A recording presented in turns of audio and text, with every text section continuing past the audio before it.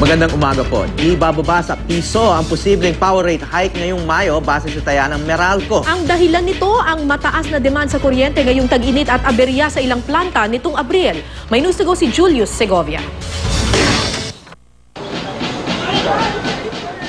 Dahil tag-init, sabay-sabay nakabukas ang 3 bentilador sa bahay ni Aling Julie. Ginhawang ang tiyak naman daw nakapalit, dagdag gastos. Enrollment na. Imbes na isisave mo para doon, sa kuryente mo pa ibabayad kasi mataas nga. At makikita ni Aling Julie ang epekto nito pagsapit ng Mayo. Kung kailan sabi ng Meralco, sigurado nang tataas ang generation charge. Bukod kasi sa mataas na demand sa kuryente, nagkaaberya pa ngayong Abril sa ilang power plant. Kaya napilitan ng ilan na bumili ng mas mahal na diesel para di maantalang supply.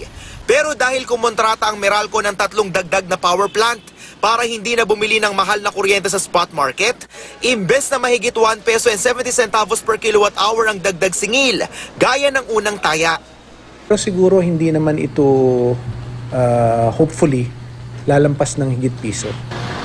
Kung sakali, masusundan nito ang 89 centavo power rate hike nitong Abril na di hamak na mas malaki kumpara sa magkasunod na bawas singil noong Pebrero at Marso.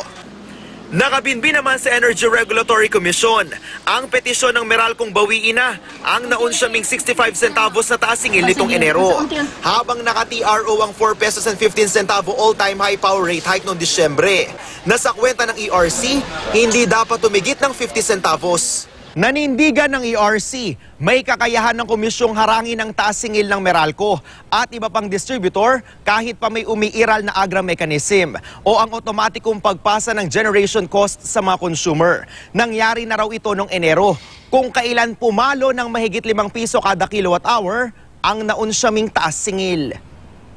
Kung mayroong batayan talaga in the public interest, maaring isuspindi naman ang implementasyon ng mekanismo. Julius Segovia, GMA News.